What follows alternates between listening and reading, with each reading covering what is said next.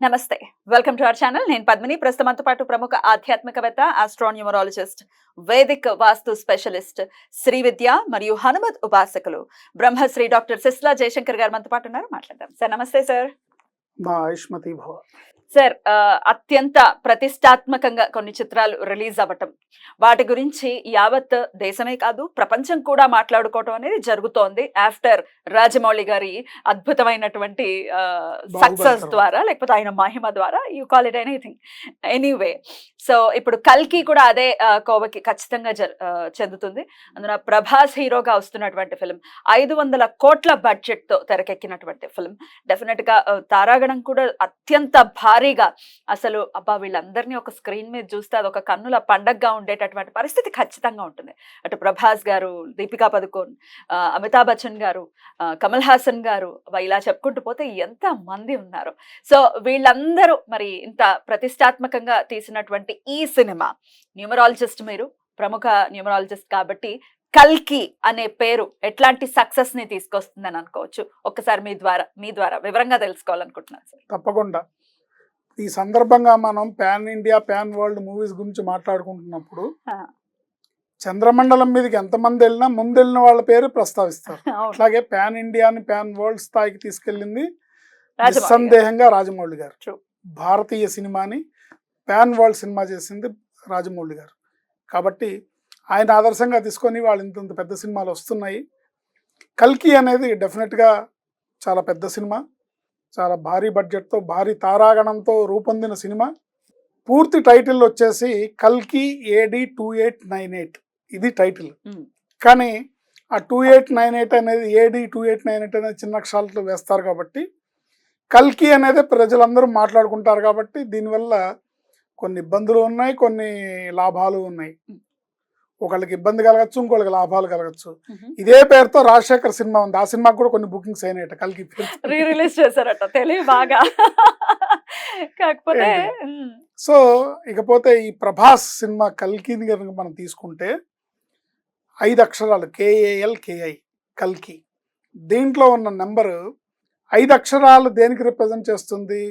బుధుడిని represent చేస్తుంది. Mercury అంటే వ్యాపారం, పక్కా వ్యాపారం జరుగుతుంది. సూపర్. ఏంటి దీంట్లో ఉన్న నెంబరు ఒక సిస్టంలో 9వ నెంబరు. 9 అంటే కుజుడు, ధనం. ఇంకో సిస్టంలో 8, ఆయన కూడా, ఆయన ఇస్తే ఎవరు తీసుకోలేరు, అంత ధనం ఇస్తాడు ఆయన కూడా. ఏంటి సో ఈ కల్కి అనే దాంట్లో రాంగ్ నెంబర్ లేదు, పాజిటివ్ నెంబర్ ఉంది, వ్యాపారం జరిగే నెంబర్ ఉంది. సో ఈ సినిమా తీసిన పేరు అంటే నిర్వహణ వాళ్ళ కూతుళ్ళు చేసినప్పటికీ సి అశ్విని దత్ గారి నిర్మాణత్వంలో తీశారు కాబట్టి వైజయంతి మూవీస్ అనేది ఒక వైబ్రేషన్ ఉన్న పేరు. ఏంటి అట్లాగే సి అశ్విని దత్ అనే పేరు కూడా ఒక వైబ్రేషన్ ఉన్నటువంటి మార్జాతకమైన పేరు. ఈ 2 పేర్లు బ్యానర్ మీద ఉండటం వల్ల వాళ్ళు మంచి బిజినెస్ చేయగలుగుతారు. ధైర్యంగా ఖర్చు పెట్టారు, తీశారు. అంటే అశ్విని దత్ గారి ప్రత్యేకత ఏంటంటే రూపాయి పెట్టి దాన్ని స్క్రీన్ మీద 10 రూపాయలు ఎలా చూపించాలో అనేది ఆయన స్పెషాలిటీ. 10 రూపాయలు ఖర్చు పెడితే ఎలా ఉంటుంది అనేది మీరు జగదేక సుందరి తీసుకోండి. సో ఇలా ఖర్చు పెట్టే ప్రతి రూపాయిని స్క్రీన్ మీద చూపించడంలో నిర్మాతల్లో దిట్ట నెంబర్ 1 ఎవరంటే సి అశ్విని దత్ గారు. సో ఆయన పేరు బాగుంది. కాకపోతే నాగ్ అశ్విన్ డైరెక్టర్, అతని పేరు బాగుంది. కానీ అతనికి మైనస్ పాయింట్ ఏంటంటే అతను అందరూ నాగి అని పిలుస్తారు, అది మైనస్.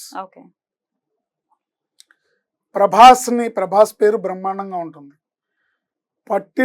ఒక పట్టు పట్టాడంటే ఇంకా ఆ రికార్డ్ని కొట్టడం, మళ్ళీ బాహుబలి 2 రికార్డ్ని ఇంత మట్టుగా ఎవరు కొట్టలేదు. కల్కి కొడుతుందని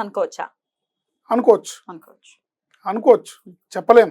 కానీ ఆ స్థాయిలో సినిమా డైరెక్టర్ తీసాడా లేదా అనేది సినిమా చూస్తే కానీ మనకు అర్థం కాదు. కానీ మనం ట్రైలర్ చూస్తే సార్, హాలీవుడ్ రేంజ్ కి ఏం మాత్రం తగ్గకుండా ఖచ్చితంగా కనపడుతోంది. ఆ ఫైట్స్ కానీ, ఆ పిక్చరైజ్, ఏమిటి తెలుగు సినిమానా ఇది అనిపించేలాగుంది. కానీ 4 గంటలు నిడివి గల సినిమా 4 hours ప్రేక్షకుడు మెప్పు పొందడం అనేది అంత ఈజీ కాదు. ఏంటి ఆ సినిమా బాగుండాలని, చాలా పెద్ద సక్సెస్ అవ్వాలని, చాలా పెద్ద లాభాలని తెచ్చిపెట్టాలని మనం మనస్ఫూర్తిగా కోరుకుందాం. కానీ ఇక్కడ మనం సంఖ్యాశాస్త్రం గురించి మాట్లాడేటప్పుడు దీన్ని విశ్లేషిస్తే కల్కి అనే సినిమాకి వాళ్ళు పెట్టిన డబ్బులకి ఎటువంటి ఢోకా లేదు, ఎందుకంటే వ్యాపారం అవుతుంది. ప్రభాస్ గారి పేరు మీద వైజయంతి మూవీస్ పేరు మీద అమితాబ్ బచ్చన్, కమల్ హాసన్, దీపికా పదుకోనే వీళ్ళ స్టార్ కాస్టింగ్ పేరు మీద తప్పకుండా బిజినెస్ అవుతుంది. వాళ్ళు పెట్టిన అంటే ఇప్పుడు 500 కోట్లు పైగా బడ్జెట్ పెట్టారంటే కనీసం 800-850 కోట్లు కలెక్ట్ చేస్తేనే వాళ్ళ డబ్బులు వాళ్ళకి వచ్చినట్టు అనమాట. సో అలా వస్తుంది. కానీ లాభాలు ఏ స్థాయిలో ఉంటాయనే దానికి ఎక్కడెక్కడ వీక్ పాయింట్స్ ఉన్నాయనేది మనం చూసుకోవచ్చు. నిర్మాతలుగా ఇన్ అండ్ అవుట్ వ్యవహరించింది అశ్విని దత్ గారి కూతుళ్ళు Swapna Dutt, Priyanka Dutt. So Swapna wrong number, Priyanka wrong number. ఏంటి నాగ్ అశ్విన్ పేరు బాగుంది కానీ అందరు అతన్ని నాగి అంటారు. కానీ నాగ్ అశ్విన్ అని పోస్టర్లో టైటిల్స్ లో వేస్తారు కాబట్టి దీంట్లో ఉన్న ఎనర్జీ ఆయనకి అందుకునే అవకాశం ఉంటుంది. నాగి అన్న పేరు తన సన్నిహితులు మాత్రమే అంటారు కానీ మనలాంటి ప్రేక్షకులు అయితే డెఫినెట్ గా నాగ్ అశ్విన్ ఫిల్మ్ అనే అంటారు. ఇండస్ట్రీ మొత్తం నాగి అని అంటారు. ఆ సన్నిహితులు అంటే ఇప్పుడు కుర్రాడు మోస్ట్ ఆఫ్ ది హీరోస్ కి, most of the film producers కి, మోస్ట్ ఆఫ్ ది సర్కిల్ కి నాగి అనే పిలుస్తారు. ఆడియన్స్ రేషియో ఎక్కువ కాబట్టి ఇందులో ఉన్న నెంబర్ ఫలించి అతను సక్సెస్ అవ్వాలని మనం కోరుకుందాం. కానీ ఎప్పుడు కూడా రాంగ్ నెంబర్ దానిపైన చేస్తుంది. కాబట్టి కంటెంట్ని బట్టి దీని రేంజ్ అనేది ఆధారపడి ఉంటుంది. ప్రభాస్ అనే పేరు కూడా బ్రహ్మాండమైన నెంబర్, 7 అక్షరాలకి 22వ నెంబర్ అనే మాస్టర్ నెంబర్. ఈ బ్రహ్మాండమైన పేరు అతనికి అలాంటి సక్సెస్ని తెచ్చిపెడుతుంది. కానీ సన్నిహితులు, దగ్గర వాళ్ళు ప్రభాని డార్లింగ్ అని పిలవడం అనేది మైనస్ పాయింట్.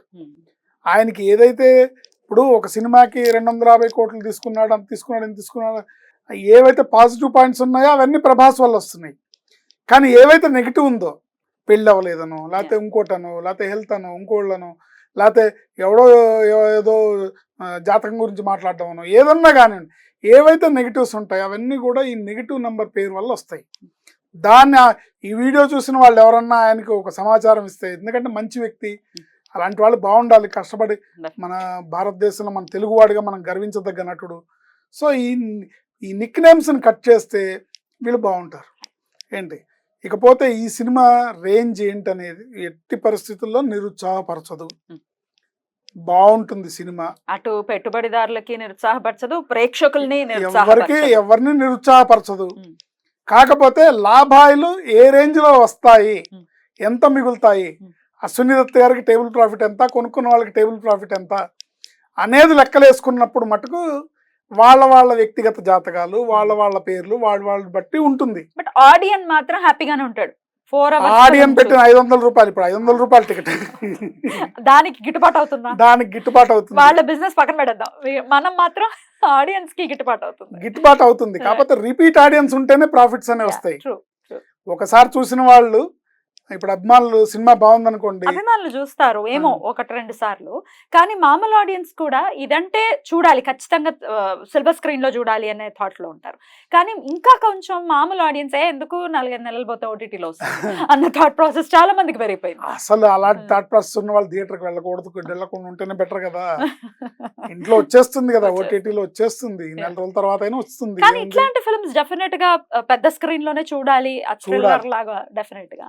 సినిమా ఆసక్తి ఉన్న వాళ్ళు చూడాలి. సినిమా అనేది ఒక ఎంటర్టైన్మెంట్. అది ఏమండి 500 రూపాయల టికెట్ అని అంటారు, కానీ ఇవాళ అంత తక్కువ ధరలో ఎంటర్టైన్మెంట్ వచ్చేది కూడా వేరే ఏమీ లేదు. ఆ 500కి బాధ కాదు సార్, వెనకాల పెట్టే పాప్కార్న్లకి కూల్ డ్రింక్లకే బాధ. 5,000 వదిలిపోతే సామాన్యుడు భరించేటటువంటి పరిస్థితులే. దీని గురించి చాలా ప్రొటెస్టులు జరుగుతున్నాయి, చూద్దాం ఇది మారాలి పరిస్థితి. ప్రొటెస్టులు అంటే ఒకటండి, ఎవరు మిమ్మల్ని బలవంతం చేసి మీ ఇంట్లోంచి లాక్కెళ్ళారా? మీరు వెళ్తేనే కదా. అందుకే వెళ్ళట్లేదు కదా సార్, ఓటీటీలు ఎంతో విరాజులుతున్నాయంటే అదే కారణం.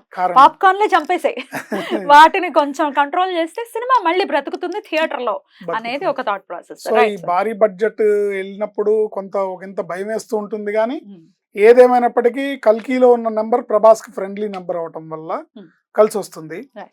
అట్లాగే జూన్ 27వ తారీఖు రిలీజ్. ఈ పేరులో కల్కి అనే పేరులో టోటల్ 9 ఉంది. అది అశ్విని దత్ గారికి కలిసి వస్తుంది.